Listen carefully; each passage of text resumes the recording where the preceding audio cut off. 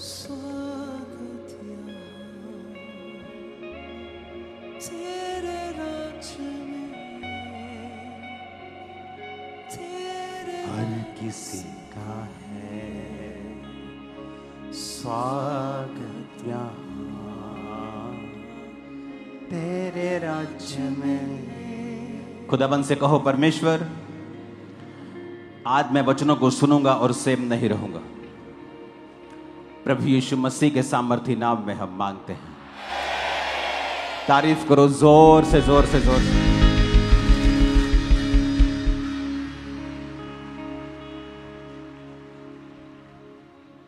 अपने पड़ोसी को बोलो, सुसमाचार सुना, क्योंकि तू इसीलिए चुना गया है।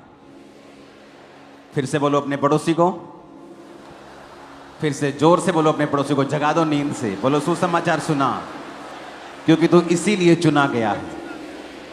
तू आज गवाही को सुन रहा है, इसीलिए सुसमाचार सुना। तू प्रभु की हुजूरी में उसकी सच्चाई को देख रहा है, इसीलिए सुसमाचार सुना।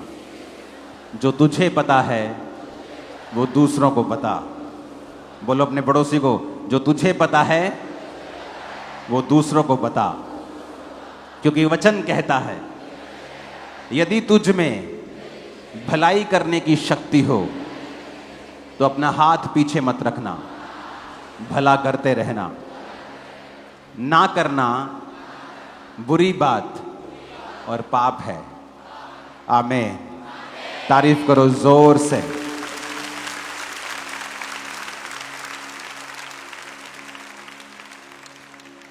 एक मिरेकल जो है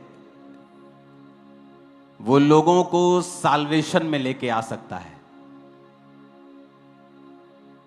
अब ऐसे किसी व्यक्ति को बोलो जो पुलिस में है, जो फौज में है, जो उनको बोलो कि बैप्टिज्म लो, परमेश्वर को मानो, जब तक उनकी जिंदगी में आप प्रमाण नहीं देखते। जीसस ने कहा था, जब तक तुम चिन्ह और चमत्कार नहीं देख लोगे कदापि विश्वास नहीं करोगे। आप जानते हैं पौलुस, अगर आप यूरोप की साइड चले जाएं तो हर गली में वहां पे चर्च है। और अगर आप उसके प्रभाव को देखोगे तो उसका जब आप बीज देखोगे, उसका अंकुर देखोगे, बीज देखोगे, तो आपको पौलुस में नजर आएगा। क्योंकि पौलुस था जो उस एरिया में कहता, मैंने इतना प्रचार किया कि मेरे प्रचार करने की अब जगह नहीं बची थी वहां पे।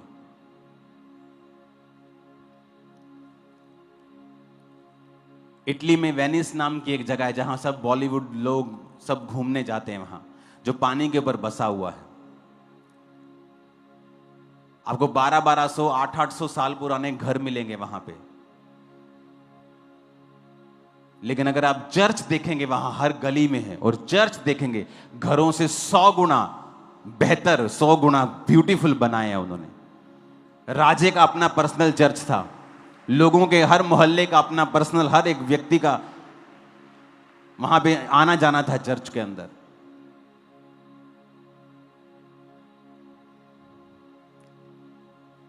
आज उस इलाके में बहुत से, आपको लगता है लोग परमेश्वर में नहीं हैं, लेकिन जब आप उनकी जिंदगियां देखेंगे, जब परमेश्वर के लिए खड़े होने की बारी होती है, वो सब खड़े होते हैं।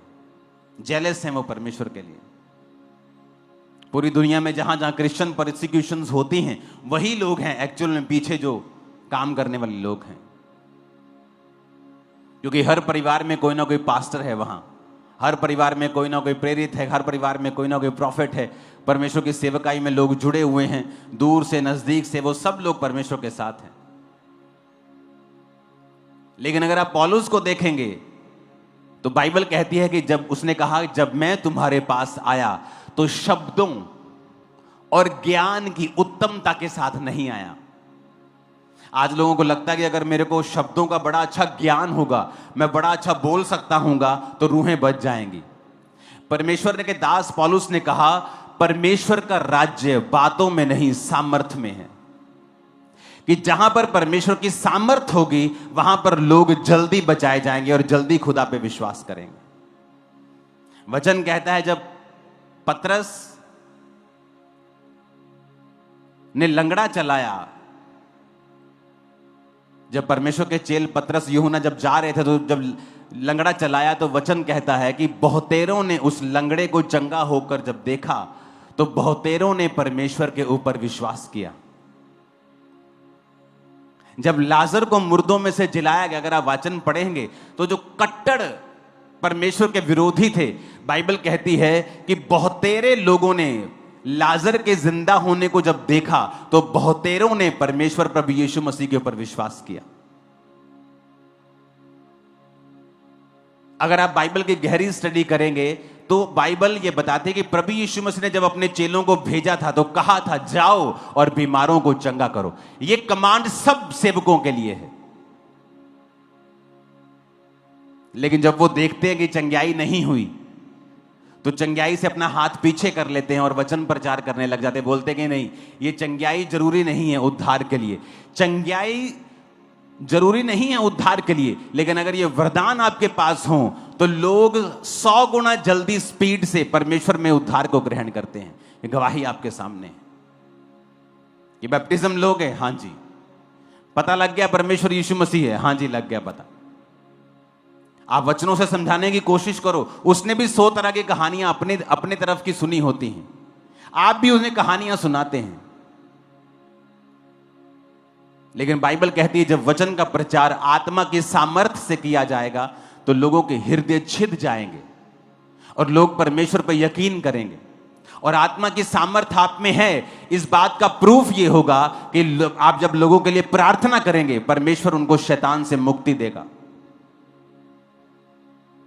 इसीलिए आप लोग देखते हैं कि जो लोग डिलीवरेंस मिनिस्ट्री में होते हैं वो इस डिलीवरेंस पे विश्वास करते हैं, चंगाई पे विश्वास करते हैं, मिरेकल्स पे विश्वास करते हैं, डिलीवरेंस पे विश्वास करते हैं। लोग हमेशा उनका खिलाफत करते हैं। क्यों? क्योंकि शैतान को डिलीवरेंस मिनिस्ट्री से नफरत होती है। उसे पता है कि ये सेवकाइयां ऐसी हैं जो लोगों को प्रूफ कर देंगे कि परमेश्वर यीशु मसीह जीवित परमेश्वर है। इसीलिए प्रभु यीशु मसीह ने अपने चेलों को कहा था जाओ और बीमारों को चंगा करो, लंगड़ों को चलाओ। लेकिन आज लोग आधा सुसमाचार दे रहे हैं क्योंकि ये चीजें उनसे होती नहीं। जब होती नहीं तो वो इसको काट देते हैं।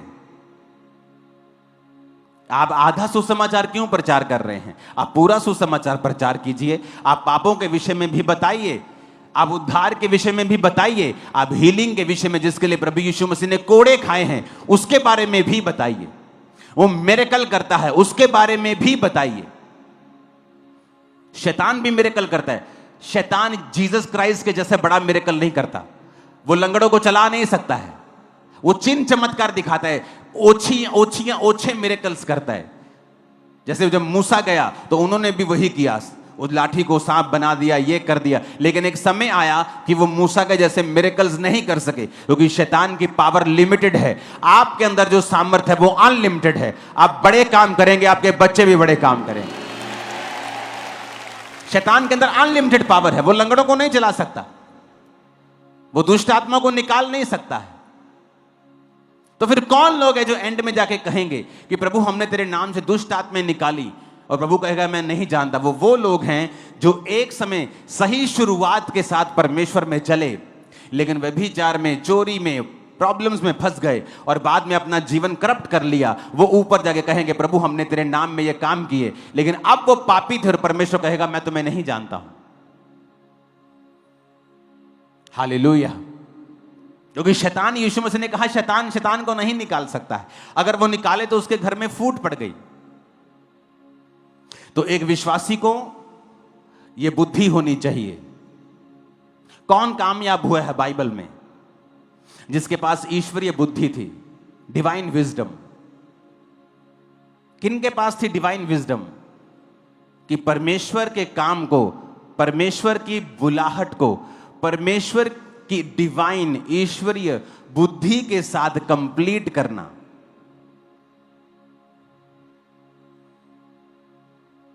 रूथ को देख लो, एस्तर को देख लो। जब यहूदियों के ऊपर दिक्कत आई और मोर्दके ने बताया एस्तर को कि अब सारे यहूदी मारे जाएंगे, तो एस्तर ने क्या किया? ईश्वरीय बुद्धि का प्रयोग किया कि रोजे रखो। सब लोग तीन दिन रात के रोजे रखेंगे, पिएंगे भी नहीं, कुछ ड्राई फास्टिंग करेंगे। क्या है ये? डिवाइन विजडम, ईश्वरीय बुद्धि। अगर उसके पास ईश्वरीय बुद्धि नहीं होती तो वो सोच विचार करती कि मैं राजे के पास जाती हूं, थोड़े सुंदर कपड़े डाल के जाती हूं, थोड़ा इसको प्यार से बहकाती हूं, शायद राजा मेरी बात मान जाए।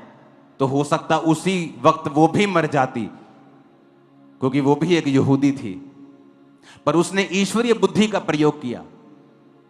कई बार आप संसारिक बुद्धि का प्रयोग करने लगते हैं और भीख मांगने लगते हैं हेल्प की, और आप निराश होते हैं। आप संसारिक बुद्धि का प्रयोग करते हैं और सेवा चलाना चाहते हैं, आपकी ग्रोथ नहीं होती, बरकत नहीं होती, लोग बचते नहीं, पाप से मन नहीं फिराते।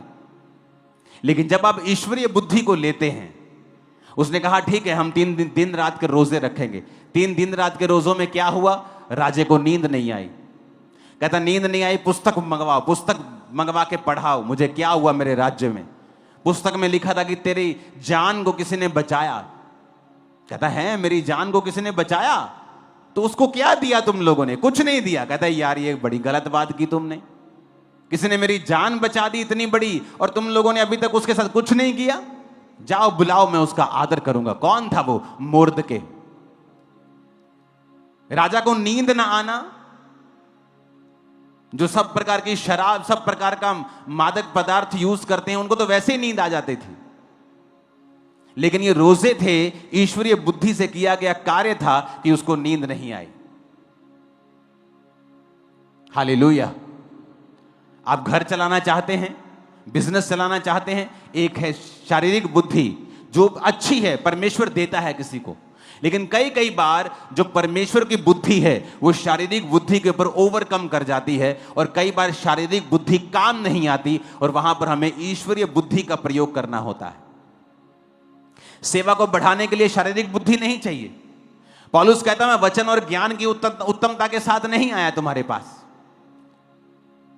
कहीं वो ये भी लिखता है कि मैं तुम्हें 10,000 बातें बोल सकता हूं, लेकिन परमेश्वर का राज्य बातों में नहीं है, सामर्थ्य में है। अगर तुम लंगड़े चला सकते हो, तुम 10,000 लाइन मत बोलो, 10 लाइन बोल के 10 लंगड़े चला दो, 10,000 लोग आ जाएंगे परमेश्वर में, मैं आपको बता रहा हूं।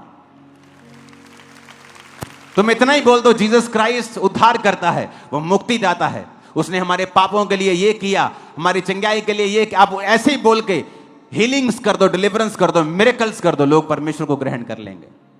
आप 10,000 बातें बोलते हैं, लोगों ने भी 20,000 सुनी होती हैं, तो टाइम लगता है, क्योंकि आपका प्रचार बिना सामर्थ्य के है। बहुत से लोग हैं, आप अकेला प्रचार करना चाहते हैं, करें, लेकिन सामर्थ्य के साथ करें, अभिषेक के साथ करें। हालेलुया। क्यों सामर्थी लोग जवाब नहीं देते लोगों को? उसका रीजन है, जो खाली है वो तो खाली है, उसे पता है कि मैंने सिर्फ जाके प्रचार करना है, उसको किसी सामर्थ्य की जरूरत नहीं। लेकिन जो भरा हुआ है उसे मालूम है, अगर मैं फालतू चीजों में पढ़ूंगा तो मैं प्रार्थना कैसे करूंगा, प्रार्थना में डिस्टर्ब रहूंगा।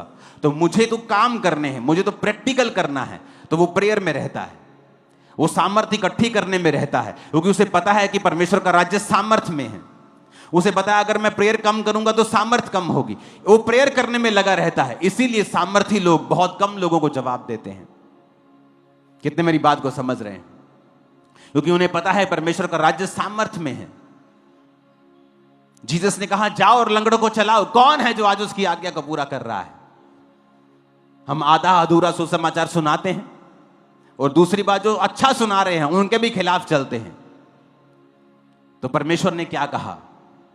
हाय तुम पर अगर सब तुम्हें भला कहें, हाय तुम पर अगर सब तुमसे प्यार करें, क्योंकि सब उन भविष्यद्वक्ताओं से प्यार करते थे जो सब परमेश्वर के खिलाफ थे, जो परमेश्वर के खिलाफ भविष्यद्वक्ता थे, झूठे भविष्यद्वक्ता, सब उनसे प्यार करते थे, वचन कहता है। लेकिन बाइबल कहती है अगर तुम मेरे नाम के कारण सताए जाते हो तो धन्य हो, ये परमेश्वर का आत्मा तुम्हारे अंदर वास करता है। निशानी है ये, कॉन्ग्रेचुलेशन, उसका आत्मा आपके अंदर है। हालेलुया।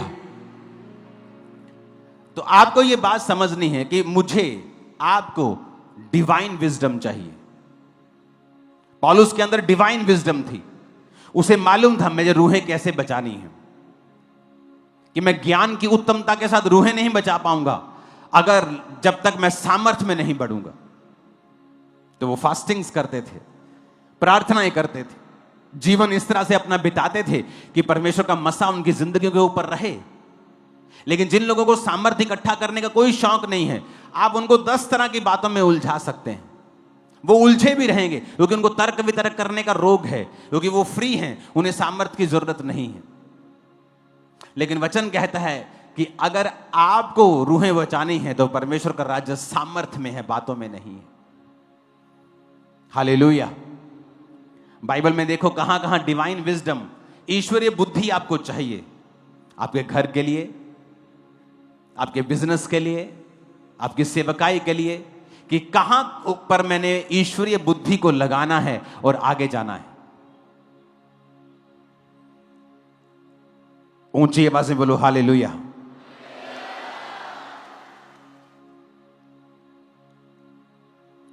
नीति वचन 9 उसकी 10 और 11 आयत में लिखा है, यहोवा का भय मानना बुद्धि की शुरुआत है और परम पवित्र ईश्वर को जानना ही समझ है। मेरे द्वारा तो तेरी आयु बढ़ेगी और तेरे जीवन के वर्ष अधिक होंगे। अगर आप नीति वचन 9 की एक आयत को पढ़ेंगे तो उसमें लिखा हुआ है कि बुद्धि ने अपना घर बनाया और उसके 7 खंबे गड़े हुए हैं। फिर से देखेंगे उसको, एक आयत को। तो नीति वचन 9 जो है ये पूरा बुद्धि के बारे में है, विजडम के बारे में है। और ये विजडम क्या करती है, बुद्धि क्या करती है, इसके बारे में है। और जब आप 10-11 आयत को पढ़ते हैं तो लिखा है बुद्धि के द्वारा तेरी आयु भी बढ़ती है और तेरे जीवन के वर्ष अधिक होते हैं।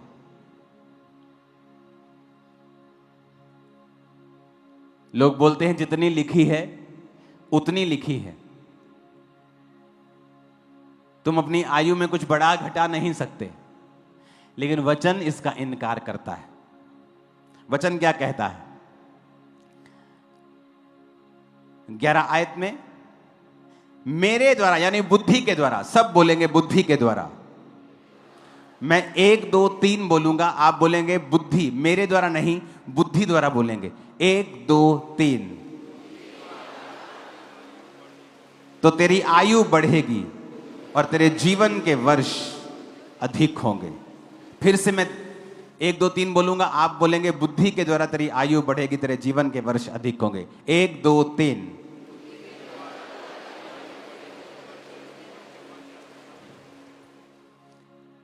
क्या कहता है वचन कि बुद्धि के द्वारा तेरी आयु बढ़ेगी और तेरे जीवन के वर्ष क्या होंगे, अधिक होंगे।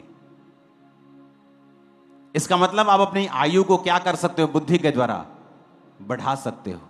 अपने वर्षों को क्या कर सकते हो, बढ़ा सकते हो। कि बुद्धि के द्वारा तेरी आयु बढ़ेगी तो ये आपके हाथ में है। परमेश्वर ने कहा अगर तू डिवाइन विजडम से चलेगा, और बुद्धि मिलती कैसी है, ईश्वरीय बुद्धि आती कैसे है, वो 10 आयत में लिखा हुआ है। कहता है यहोवा का डर मानना बुद्धि की क्या है, शुरुआत है। आप चोरी करने लगते हैं, आपको परमेश्वर का डर आता है, आप हट जाते हैं। आप पाप करने लगते हैं, आपको परमेश्वर का डर आता है, आप हट जाते हैं। इसका मतलब परमेश्वर की जो बुद्धि है वो शुरू हो चुकी है। सुलेमान के अंदर ईश्वरीय बुद्धि थी, और वचन कहता है कि इस दुनिया में जिस भी काम पर वो हाथ लगाता था वो कामयाब होता था। उसी बुद्धि की वजह से वो सबसे ज्यादा अमीर था, क्योंकि वो बुद्धि बाइबल कहती है कि परमेश्वर ने उसको दी थी। आज बहुत से घरों में प्रॉब्लम्स हैं बुद्धि ना होने की वजह से। बहुत से बिजनेस रन नहीं हो पा रहे बुद्धि ना होने की वजह से। बहुत सी सेवकाइयों में रिजल्ट नहीं है बुद्धि ना होने की वजह से। और इसको पाना कोई बहुत मुश्किल बात नहीं है।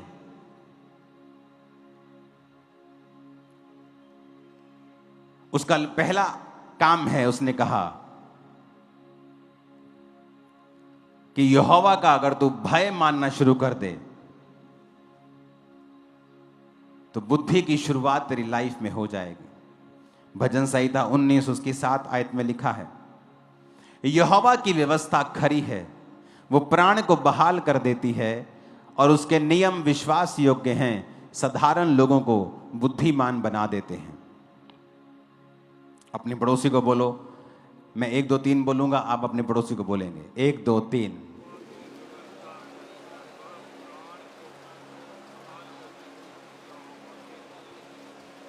क्या करती हैं वो? साधारण लोगों को क्या करती हैं? क्या चीज? यहोवा की व्यवस्था, यानी परमेश्वर का वचन। अगर आपको परमेश्वर की बुद्धि है, आप इस दुनिया में कामयाब हो सकते हैं, सेवकाई में कामयाब हो सकते हैं, कि आप बुद्धि से चल रहे हैं। ईश्वरीय बुद्धि जो परमेश्वर ने आपको दी है। आपकी सांसारिक बुद्धि तो कुछ कह रही है, लेकिन ईश्वरीय बुद्धि कुछ और कह रही है। आपकी सांसारिक बुद्धि क्या कह रही है, मैं इसको बताता हूं अभी। लेकिन ईश्वरीय बुद्धि क्या कह रही है? वचन में लिखा है कि तू अपना पलटा खुद मत लेना, यहोवा के क्रोध को अवसर देना, वही तुम्हारा पलटा लेगा। यह ईश्वरीय बुद्धि है। सांसारिक बुद्धि क्या है? मैं इसको बताता हूं, ये मेरे खिलाफ बोलता है, इसको बताता हूं मैं। ईश्वरीय बुद्धि क्या है? तू अपना पलटा खुद ना लेना। सांसारिक बुद्धि है कि मैं इसका इनडायरेक्ट कोई नुकसान करता हूं। ईश्वरीय बुद्धि है कि पलटा लेना परमेश्वर ने कहा मेरा काम है। तो हर एक चीज में जब आप ईश्वरीय बुद्धि को अप्लाई करना शुरू कर देते हैं, आपकी लाइफ ऑटोमेटिकली दूसरों से कहीं अधिक अलग और ऊंची नजर आती है कुछ ही सालों में। और जितना आप प्रैक्टिकल करते जाते हैं, आप देखते हैं कि आपने परमेश्वर के वचन को माना। बुद्धि तो कुछ और कहती थी, लेकिन बाइबल की बुद्धि, ईश्वरीय बुद्धि कुछ और कहती थी। और जब मैंने इसको माना तो मेरी लाइफ में यह रिजल्ट आया। यूसुफ के भाई कुछ और थे, यूसुफ कुछ और था, क्योंकि वो ईश्वरीय बुद्धि से चल रहा था। जब वो गड्ढे में गया और बिक गया, और जब पोतीपर के घर में नौकरी करने लगा, उसी ईश्वरीय बुद्धि के कारण जो उसके अंदर थी, परमेश्वर ने उसको वहां भी ब्लेस किया। वो जेल में चला गया, उसी बुद्धि के कारण परमेश्वर ने उसे वहां भी ब्लेस किया। लिखा वो भाग्यवान पुरुष हो गया। इतनी मुसीबतों के बावजूद भी बाइबल उसे भाग्यवान पुरुष कह रही थी। और उसी बुद्धि के कारण उसने राजा के स्वप्नों को बताया। उसी बुद्धि के कारण वो प्रधानमंत्री की पोस्ट तक पहुंच गया। तो आपके पास 2 चॉइस होती हैं। अगर आप सांसारिक रीति से चलना चाहते हैं या आप ईश्वरीय रीति से चलना चाहते हैं। अगर आप ईश्वरीय बुद्धि से चलेंगे, आप अपने आप को कुछ ही सालों में दूसरों से कहीं अधिक ऊंचा पाएंगे, टॉप पे होंगे आप। मैं आपको बता रहा हूं, बशर्ते आप अपनी बुद्धि से नहीं, आप परमेश्वर की बुद्धि से चलें। और कैसे शुरुआत होती है इसकी? यहोवा का भय मानना बुद्धि की क्या है? शुरुआत है। आप निंदा करने में घबराते नहीं, आपके अंदर परमेश्वर की बुद्धि नहीं है। आप चुगली करने समय घबराते नहीं, आपके अंदर परमेश्वर की बुद्धि नहीं है। आप सांसारिक रीति से बहुत बुद्धिमान हो सकते हैं, लेकिन ईश्वरीय रीति से आप बिल्कुल भी बुद्धिमान नहीं हैं। वचन कहता है कि यहोवा की व्यवस्था खरी है, प्राणों को बहाल करती है, उसके नियम विश्वास योग्य हैं, साधारण लोगों को बुद्धिमान बना देते हैं। अगर आपके अंदर परमेश्वर की बुद्धि नहीं तो आप पा सकते हैं। पहला काम, परमेश्वर से डरना, पाप ना करना। दूसरा काम, परमेश्वर के वचनों को रोज पढ़ना। नीति वचन 2 उसकी 3 से 6 में लिखा है, यदि तू प्रवीणता और समझ के लिए अति यत्न से पुकारे, उसको चांदी के समान ढूंढे, गुप्त धन के समान उसकी खोज में लगा रहे, तो यहोवा के भय को तू समझेगा और परमेश्वर का ज्ञान तुझे प्राप्त होगा। पुकारना, याकूब उसकी 1:5 में लिखा है, अगर तेरे पास बुद्धि की कमी है तो प्रभु से मांग। वो बिना उलाहना दिए सबको उदारता से देता है और उसको दी जाएगी।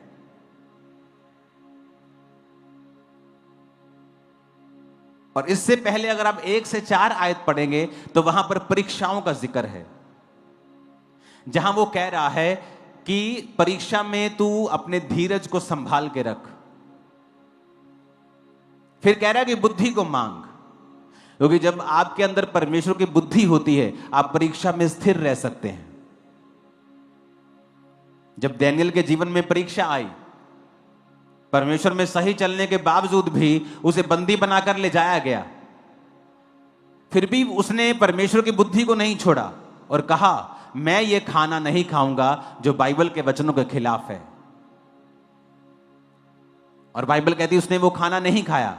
ये क्या थी? ईश्वरीय बुद्धि। और इसी वजह से वो बढ़ता गया और अपने साथियों से भी बढ़ता गया और दूसरे लोगों से भी बढ़ता गया और एक दिन टॉप 3 पे था वो।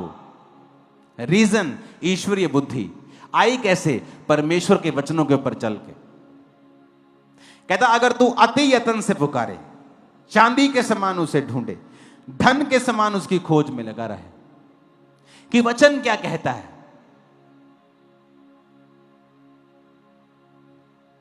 एलीमलेक ने क्या किया, नियोमी ने क्या किया? जब परीक्षा आई तो ईश्वरीय बुद्धि का प्रयोग नहीं किया कि फिर क्या हो गया, अगर परमेश्वर के घर में रोटी की कमी है तो हम यहीं रहेंगे, परमेश्वर प्रोवाइड करेगा, क्योंकि यहां पर आराधना है। मैंने बहुत से लोग देखे हैं सेवा में आते हैं, जब देखते हैं ओ मुझे तो बड़ी गाड़ी लेनी है, सेवा में मैं कैसे ले पाऊंगा, और शारीरिक बुद्धि का प्रयोग कर लेते हैं और उसके बाद उनके परिवारों में और जीवनों में जब नुकसान होने लगते तब मैसेज के बाद मैसेज करेंगे, पापा बचा लो, प्रभु हाय मुझे बचा, आओ पापा जी प्रार्थना करना मेरे लिए।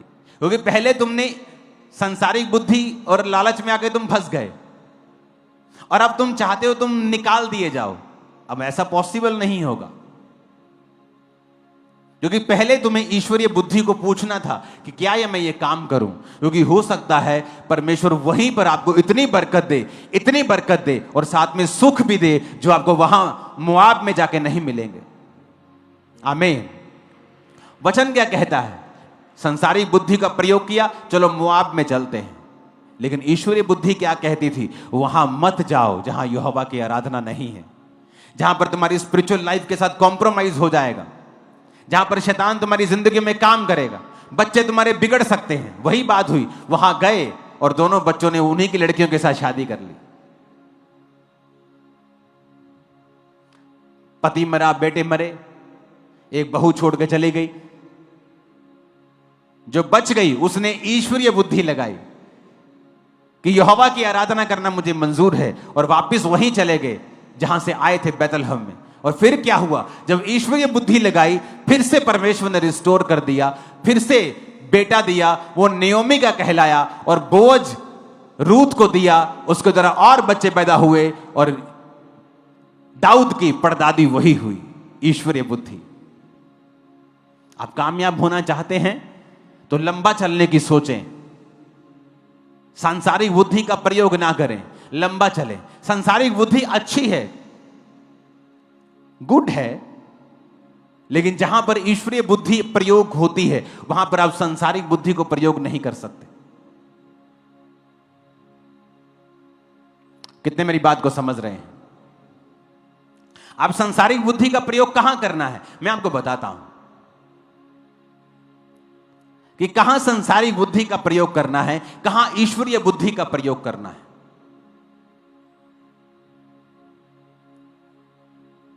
मैं परमेश्वर में आया, मेरे घर ने मुझे धमकी दी, तेरे पास्टर को पीटेंगे, कोई रिलेशनशिप नहीं थी, तू कैसा है क्या है, नथिंग, तू ठीक है कि नहीं है? नेवर। संसारी बुद्धि क्या कहती थी? यार जे अपने घर वाले नाराज रहेंगे तो मैं क्या कर लूंगा, फैमिली साथ नहीं होगी तो क्या कर लूंगा, तो मैं वापिस चला जाता। ईश्वरीय बुद्धि अड़ा रहे और खड़ा रहे, तू बच, तेरा घराना उद्धार पाएगा। ईश्वरीय बुद्धि कहती थी तू बच, तेरा घराना बचाया जाएगा। पहले तू तो बच, पापा मेरे लिए प्रार्थना करना मेरी फैमिली बचाई जाए। तुम बचे हो? बैप्टिज्म ले लिया? नहीं। हाँ बैप्टिज्म ले लिया। शराब पीते हो? हाँ। अरे तुम तो भी बचे नहीं हो पूरी तरह से, तुम बचे नहीं, तुम अब चाहते हो तुम्हारा घराना बच जाए। बाइबल कहती है तू बच, तेरा घराना बचाया जाएगा। पहले किन्नू बचन ले किया? तुहानू। कहता पहले तू बच जा, तेरा घराना बचाया जाए। तो मैंने क्या किया? ईश्वरीय बुद्धि क्या किया? अपने आप को बचाया, पाप से बचा रहा,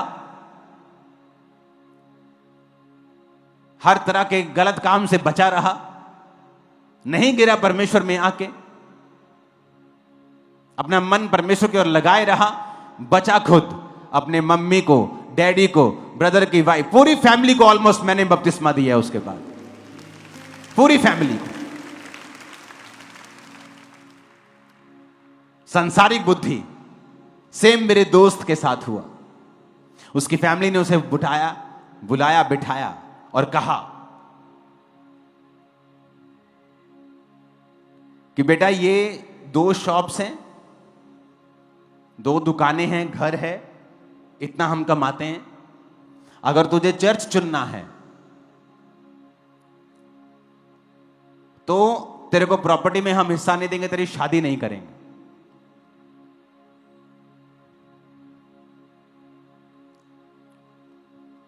इसमें बहुत चीजें सीखने वाली हैं। कुछ लोग शादी पता क्यों करते हैं? क्योंकि उन्हें नीड है उनकी बॉडी को। उसने शादी करेंगे तो हर वक्त बस हम घूमते फिरते रहेंगे, एंजॉय करेंगे। शादी इस चीज के लिए नहीं होनी चाहिए। उसे लगा यार सारी चीजें सही आ रही हैं, फैमिली भी है, मैरिज भी हो जाएगी, प्रॉपर्टी, दुकान सब है यार।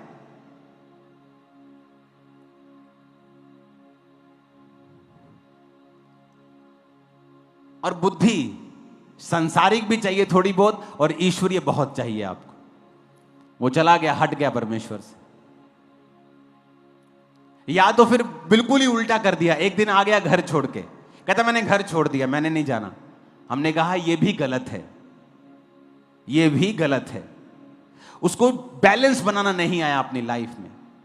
गया तो वापस गया तो फिर पूरी तरह परमेश्वर को छोड़ दिया, प्रेशर में आ गया।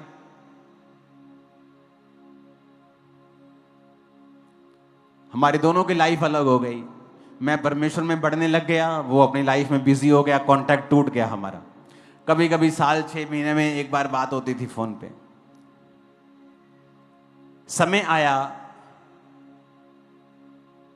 उसका भाई जवान मर गया, 10 गुना उससे अधिक समझदार, और एक ही भाई। उसकी मम्मी मर गई, उसका डैडी मर गया, जवान, सब जवान थे। मैरिड लाइफ डिस्टर्ब, क्योंकि संसारी बुद्धि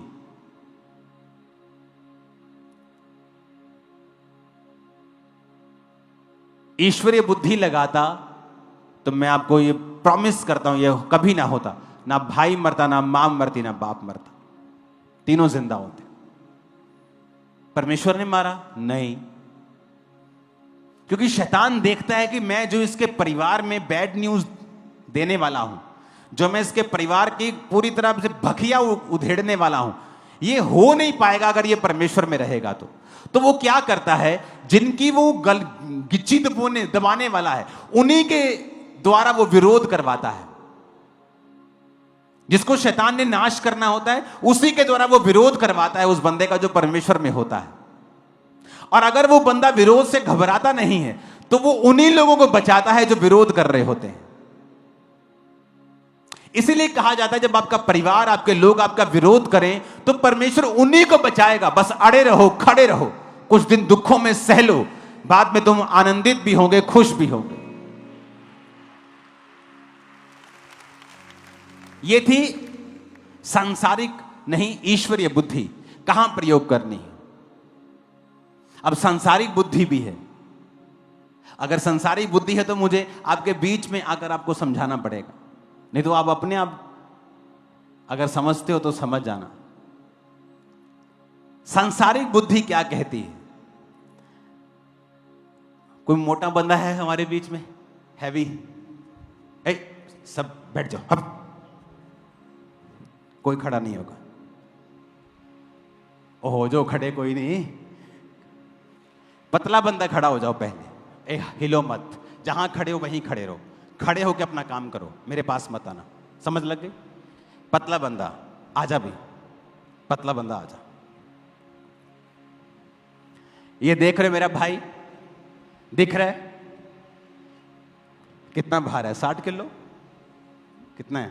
50 किलो होगा। 50 किलो। अब परमेश्वर ने आपको बनाया, अगर ये 50 किलो का है, इसका जो हार्ट है वो उतना ही है। और जो मोटा बंदा है हमारे बीच में, हम खड़ा नहीं करते, कोई नहीं खड़ा नहीं कर देता, चिंता ना कर। उसका हार्ट भी उतना ही है। समझ गए? बहुत से लोग आज प्रेयर लाइन में खड़े होंगे, घुटनों में तकलीफ है। आपके घुटने एक टायर की तरह हैं। ऑटो देखा है ना? एल्टो कार देखिए, छोटे छोटे टायर होते हैं, वो उसके लिए बने हैं। अगर वही टायर मैं ट्रक पे लगा दूंगा तो क्या होगा? ट्रक चल जाएगा। ऐसा नहीं कि चलेगा नहीं, चलेगा। थोड़ी देर के बाद रिम टेढ़े होने शुरू हो जाएंगे, टायर पंचर होना शुरू हो जाएगा। फिर आप प्रेयर लाइन में खड़े होंगे, पास्टर जी घुटने ते दुआ करियो, बहुत दर्द करते। भार कितना भैन जी? 100 किलो। भैन जी भार कितना? 80 किलो। ते भैन जी का भार कितना चाहिए? 45, 50, 60। बस ये क्या है? सांसारिक बुद्धि। जब आपका शरीर बड़ा हो जाता है, आपकी किडनी बड़ी नहीं होती, आपका हार्ट बड़ा नहीं होता। आपकी किडनी वही है, 4 inch, 5 inch, 6 inch, 5 inch, 6 inch के बराबर किडनी होती है, इतनी बड़ी। आपकी किडनी का साइज वही है, आपने बॉडी का साइज बढ़ा लिया तो किडनी को ज्यादा काम करना पड़ रहा है। आपका हार्ट उतना ही है, हार्ट को ज्यादा पंप करना पड़ रहा है, ब्लड को पूरी बॉडी में देना है उसने। आप धीरे धीरे बीमार होने लगते हैं। फिर आप प्रेयर लाइन में खड़े होते हैं कि मेरे घुटने में पेन है, मेरे कूल्हे में पेन है, अपना भार कम करो। यह क्या है? सांसारिक बुद्धि। दोनों चाहिए आपको। क्या है? बोलो अपने पड़ोसी को, दोनों चाहिए। एक बार मैं अपना वेट कम कर रहा था मैं, और मेरे स्पिरिचुअल सर ने एक मैसेज किया, कहता पापा जी पहला जो ਤੁਹਾਡੇ चेहरे ते ना ग्रेस वो नहीं लग रही भार घटन तो बाद। मैं कहा गधया, मैं पहला नालों ज्यादा हेल्दी हाँ, बहुत ज्यादा पहला नालों। लोग पता क्या सोचते हैं? मोटा आदमी मतलब आशीषित। अब मैं भार कम कर रहा हूं, कृपया मेरे लिए प्रार्थना मत कीजिएगा मेरा भार बढ़ जाए। हालेलुया। आप समझ रहे मेरी बात को? हार्ट उतना ही है, किडनी वही है, उसका साइज नहीं बढ़ेगा। किडनी नहीं देखती कि अच्छा बंदा 70 का 100 किलो हो गया तो मैं बड़ी हो जाऊं, ज्यादा काम। किडनी वही रहेगी, हार्ट वही रहेगा, लिवर वही रहेगा। आपने शरीर बड़ा कर लिया। आपके पास एक कमरे का, एक बेडरूम, एक किचन का घर था, आपकी नौकरानी रोज काम वाली आती थी, सफाई करती थी। आपने घर बड़ा ले लिया, पर स्टाफ वही है एक। वो कब तक काम करेगा? एक दिन थक जाएगा और छुट्टी कर लेगा। ये नहीं कि काम होगा नहीं, होगा, लंबा नहीं होगा। आप दुनिया में 99% ये देख लो, जितने लोग लंबा जिए हैं सारे पतले लोग मिलेंगे आपको, मोटा कोई नहीं मिलेगा। 99%। अगर आप स्टडी देखेंगे तो 20 साल से लेके 7 साल उम्र कम हो जाती है जो व्यक्ति मोटे हैं। ये सांसारिक बुद्धि है। अब मैं आपको ईश्वरीय बुद्धि सिखा दी, अब मैं सांसारिक भी सिखा रहा हूं। आपके पास दोनों होनी चाहिए। आमीन। पहले के लोग क्या खाते थे? वो बाजरा भी खाते थे, वो रागी भी खाते थे, कोतरे का आटा भी खाते थे, ज्वार भी खाते थे। आज के लोग क्या खाते हैं? सिर्फ गेहूं, इसलिए वो बीमार हैं। परमेश्वर ने सारी चीजें बनाई। अगर आप लगातार एक ही खाना खाओगे तो परमेश्वर भी आपको बीमार होने से रोक नहीं सकता। आप रोज आटा रोज चावल खाओगे, आप कभी हेल्दी नहीं रह सकते। आपको चेंज करना होता है। यह क्या है? सांसारिक बुद्धि। लेकिन जो ईश्वरीय बुद्धि है वो सबसे टॉप के ऊपर है। अगर वो है, आप कामयाब हो। आमीन। अब टायर तो छोटे छोटे हैं, पर मैंने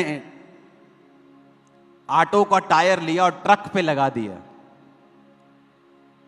तो घुटना क्या करेगा? अगर भार 150 किलो हो गया तो वो तो मारेगा चिक्के, वो तो बोलेगा भाई साहब कुछ सोचो, साडा भी कुछ सोच लो भाजी, कटाओ अपने आप नो। आमीन। तो परमेश्वर ने ये बुद्धि दी है, इसलिए उसने आदम को एक अदन के बाग में रखा था और उसने कहा था यहां पर तू रहेगा और काम करेगा। आज कितने लोग हैं जो शारीरिक काम कर रहे हैं? तो बिजी रखो अपने आप को अगर हेल्दी रहना है तो। आमीन। बोलो अपने पड़ोसी को, यह है सांसारिक बुद्धि।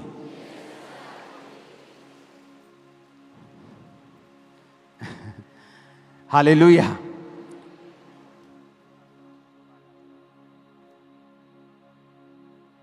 बैठ जाओ यार। अपने पड़ोसी को बोलो, ये थी सांसारिक बुद्धि। आमीन। आप गूगल सर्च कर लो, दुनिया में 99% आपको मिलेगा जो लोग पतले हैं वही लंबा जिए।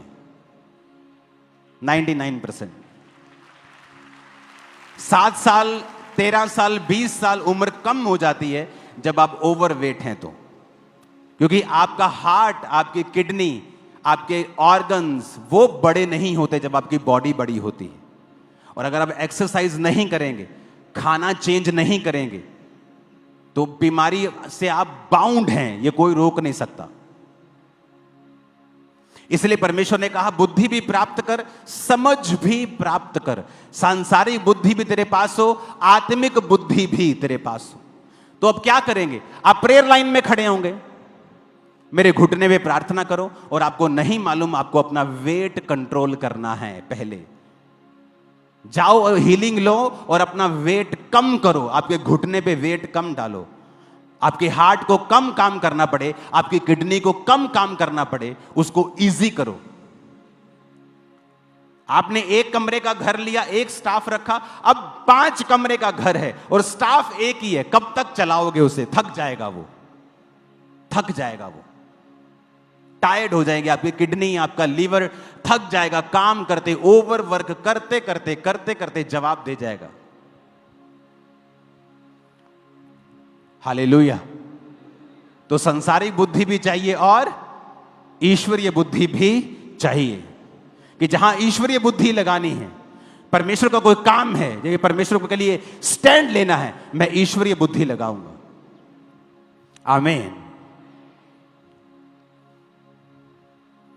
सुलेमान क्यों अमीर था? बाइबल कहती है उसे सब प्रकार की सांसारिक और आत्मिक नॉलेज थी। उसे घोड़ों के बारे में मालूम था, मछलियों के बारे में मालूम था, हर चीज के बारे में उसे पता था। और किसने सिखाया? परमेश्वर के भय ने, डर ने। परमेश्वर का डर बुद्धि की क्या है? शुरुआत है। आमीन। फिर से अपने पड़ोसी को बोलो, प्रभु का डर मानना बुद्धि की शुरुआत है। फिर से बोलो अपने पड़ोसी को। आमीन। आमीन।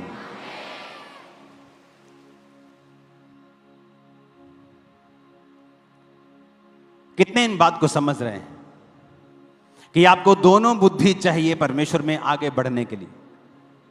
ईश्वरीय बुद्धि कि परमेश्वर का वचन मुझे इस विषय में क्या कहता है। क्या वो मुझे अलाउ करता है कि मैं ये काम करूं?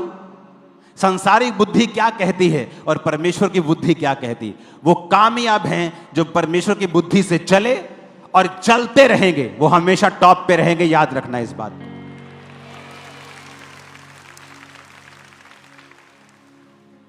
आमीन। उठाओ अपने हाथों को। इस बुद्धि के बारे में मैं लगातार आपसे बात करता रहूंगा अगले 2 हफ्ते, ताकि प्रभु का आत्मा आपको छुए और ईश्वरीय बुद्धि आपके अंदर चली जाए। पहला काम, यहोवा का डर मानना। और यह कैसे आएगा? ये ऐसे आएगा कि आप बाइबल पढ़ेंगे और वो काम नहीं करेंगे जो वचन के खिलाफ है। दूसरा, बुद्धि को मांगना कि परमेश्वर मुझे ऐसी बुद्धि दे, ईश्वरीय बुद्धि जो तेरी ओर से हो। बाइबल कहती है समझ की प्राप्ति का यत्न घटने ना पाए। बाइबल को पढ़ना, परमेश्वर का डर मानना और बुद्धि के लिए पुकारना। बाकी का वचन मैं आपको थर्सडे बताऊंगा कि बुद्धि को हमने कैसे पाना है। और जब बुद्धि आपके अंदर होगी, आप इसको पा लेंगे, आप डेफिनेटली दूसरों से अलग होंगे और आशीषित होंगे। आमीन। ऊंचा ये आशीष हमारी है चर्च। उठाओ अपने हाथों को, सब जन खड़े हो जाओ और कहो,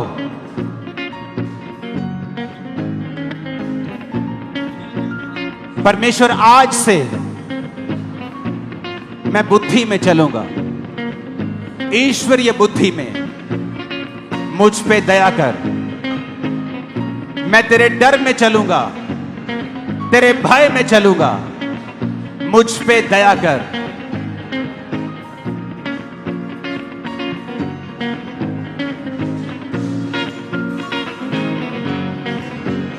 मेरी प्रार्थना है आज अपने सिरों पे हाथ रख लो